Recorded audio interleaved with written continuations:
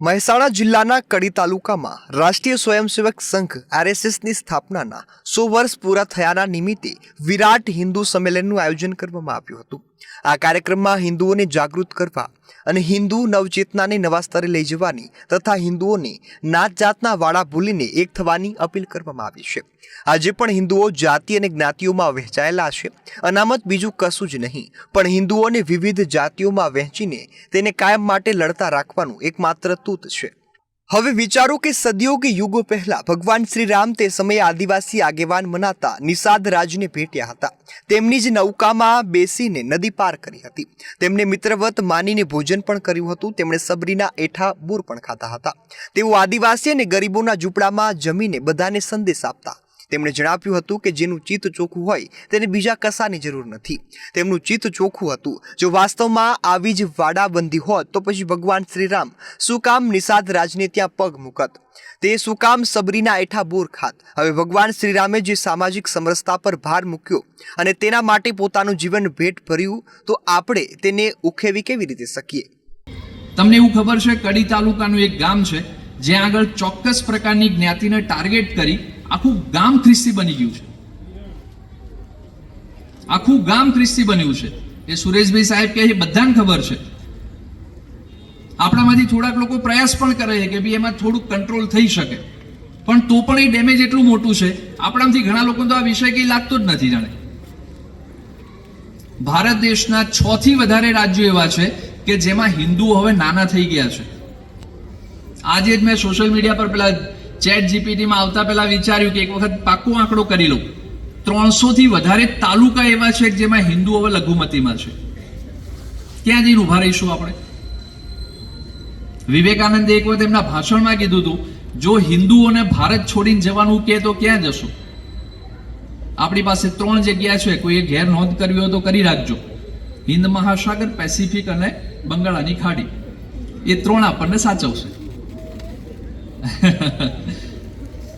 એટલે આ ભલે હસતા હસતા કહીએ છીએ, પણ ગંભીર વિષય છે।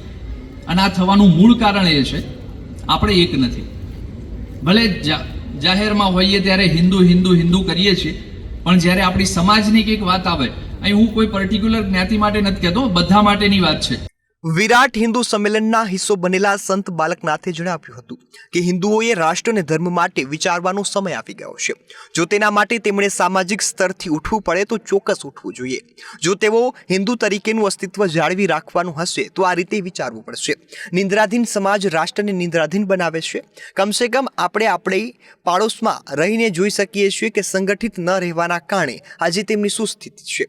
મધ્ય પૂર્વનું યુદ્ધ આનું ઉત્તમ ઉદાહરણ છે। જો મધ્ય પૂર્વના દેશોનું સંગઠન હોત તો આજે યુદ્ધ ન થયું હોત। તેથી સંગઠનમાં શક્તિ છે, તે વાત ફરીથી પુરવાર થઈ છે। આના માટે હિન્દુઓએ જાતિ જ્ઞાતિના વાળા તોડવા પડશે। તેમણે વેદવ્યાસનું ઉદાહરણ આપતા જણાવ્યું હતું કે તેઓ કોના પુત્ર હતા, આજે તે આખું જગ જાણે છે। આમ છતાં પણ તેઓ પુરાણો રચ્યા, ઇતિહાસમાં ક્યારેય ભૂંસી ન શકાય તેવી કૃતિઓ રચી।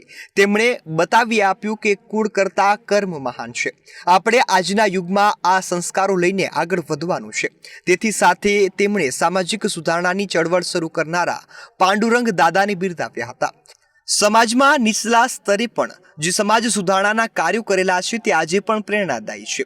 આ જ રીતે રાષ્ટ્રીય સ્વયંસેવક સંઘ પણ હિન્દુ અસ્મિતાને જાળવવા અને તેને ફેલાવવા માટે પ્રયત્નો કરી રહ્યું છે તેવું તેમણે તાક્યું હતું। તેમણે જણાવ્યું હતું કે હિન્દુઓને ધર્મ કે રાષ્ટ્ર, પરિવાર અને સંસ્કૃતિની રક્ષા માટે તેઓ એક થાય, બીજું બધું ભૂલી જાય। તેમણે આ ઉપરાંત સ્વામી વિવેકાનંદનો પણ ઉલ્લેખ કર્યો હતો। તેમણે શિકાગોમાં યોજાયેલા ધર્મ સંમેલનમાં હિન્દુ ધર્મની પતાકા ફેરવીને જણાવ્યું હતું કે તેમના સંબોધનને અમેરિકન અખબારોએ પહેલા પાને તસવીર સાથે છાપ્યું હતું, જે સમયે ભારત સામે જોતા પણ ન હતા। સ્વામી વિવેકાનંદે જે ચેતના આખા વિશ્વ સમક્ષ ભારતની બતાવી છે તે જ ચેતના હિન્દુઓએ તેમનામાં ઉતારવાની જરૂર છે। હિન્દુઓએ ફક્ત હિન્દુ જ નહીં પણ ચેતનવંતા રહેવું જોઈએ, તો જ તે હિન્દુ રહી શકશે। તેમણે હિન્દુ તરીકે વિચારવાનું છે, હિન્દુ તરીકે જીવવાનું છે। સામાજિક સમરસતાના સતત નવા ને નવા અધ્યાયો આલેખવાનું જરૂરી છે। હિન્દુઓએ હિન્દુત્વનો વ્યાપ વધારવો પડશે તો પહેલા પોતાની સંગઠન શક્તિ બતાવવી પડશે। આરએસએસ તો તેના માટે સદીથી મહેનત કરી રહ્યું છે, પરંતુ હિન્દુઓએ પણ તેના સાથે મહેનત કરવી પડશે અને જાગૃત થવું પડશે। જેના અંતર ઉજળા હોય એની જાતું ન જોવાય, ઓલો અવધેશ એઠા ખાય શબરીના બોર માધવા. આ કામ તો ભગવાન રામે કર્યું છે. ગામડે એમ ઝૂંપડે ઝૂંપડે ગયા છે, આદિવાસીઓ સુધી ગયા છે. અરે ભીલના ઝૂંપડે જઈને ખાધું છે.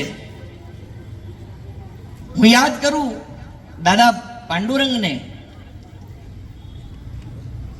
એમને પણ એક એવો વિષય સમાજ સાથે કેવી રીતે મળવું, લોકોની સાથે જવું, નામાના નાના ઘરે ગીતાનો અભ્યાસ થાય, રાષ્ટ્ર ધર્મથી જાગે. તો આવા કાર્યો કરવા માટે અવતારોએ પણ જ્યારે જ્યારે અધર્મ વધ્યો, જ્યારે જ્યારે પૃથ્વી ઉપર અધર્મ વધે ત્યારે અવતારો પણ કોઈના કોઈ સ્વરૂપે આ પૃથ્વી ઉપર આવતા હોય છે. આજ સંમેલનમાં આરએસએસના આગેવાન જિગ્નેશ સોનીએ જણાવ્યું હતું કે ભૂતકાળમાં પણ હિન્દુઓએ સંગઠિત ન રહેવાની અને દૂરનું જોઈ ન શકવાની ઊંચી કિંમત ચૂકવી છે. આજે પણ જો તેઓ દૂરનું નહીં વિચારે તો તેમણે ઊંચી કિંમત ચૂકવવી પડશે. તેમણે દેશની જ સ્થિતિમાં વાત કરતા જણાવ્યું હતું કે આજે દેશના 6 રાજ્યો અને કુલ 300 તાલુકામાં હિન્દુઓ લઘુમતીમાં આવી ચૂક્યા છે. હવે જો હિન્દુઓ નહીં જાગે તો પછી તે ફક્ત ઇતિહાસમાં જ દેખાશે. પૃથ્વી પર કેટલીક સંસ્કૃતિઓ આવી અને ખતમ થઈ ગઈ. હિન્દુઓ હજુ સુધી ટકી ગયા છે. આજના યુગ માટે આપણે ટકી ગયા છે તે ગુમાન ચાલે તેવું નથી. ટકવા માટે પણ પરિશ્રમ કરવો પડશે, સંગઠન રચવું પડશે, મર્યાદિત અભિગમ છોડવો પડશે અને વૈચારિક અભિગમનો વ્યાપ વિસ્તારવો પડશે. મર્યાદિત અભિગમ સાથે જીવશો તો પછી હિન્દુઓ પણ મર્યાદિત થઈ જશે. આથી આજે કડીનું એક આખું ગામ ખિસ્તી બની ગયું છે. આ બતાવે છે કે હિન્દુઓ કઈ રીતે ખતમ થઈ રહ્યા છે અને હિન્દુ વસ્તી કઈ રીતે નામનેસ થઈ રહી છે. તેમણે વૈચારિક અભિગમ અને વલણ બહોળું હોય તો સામાજિક સમરસતા શું કરી શકે તેનું એક ઉત્તમ ઉદાહરણ આપ્યું હતું. તેમણે પાટણના અજીમાળાના દેસાઈ કુટુંબનું ઉદાહરણ આપ્યું હતું. આ દેસાઈ કુટુંબની પુત્રીના લગ્ન થયા. દેસાઈ કુટુંબે તેની જ પુત્રીની અનુસૂચિત જનજાતિની બહેનપણીના તે જ ચોરામાં લગ્ન કરાવ્યા. ફક્ત એટલું જ નહીં, તેની પુત્રીનો ખોળો ભરાયો અને તેણે તેનો કર્યાવર કર્યો. તે જ સમયે ગામની બધી જ અનુસૂચિત જનજાતિની પુત્રીઓનો ખોળો ભરાય ત્યારે તેનું કર્યાવર ભરવાનો નિર્ણય પણ લીધો છે. આ પ્રકારની જોડાણથી સામાજિક તાણાવાણા ગૂંથાઈ શકે છે. હિન્દુ સમાજે આ પ્રકારે વર્તવું પડશે. આ પ્રકારનું ઉદાંત સામાજિક વર્તન જ સામાજિક સમરસતા અને સામાજિક વિકાસનો માર્ગ મોકળો કરી શકે છે.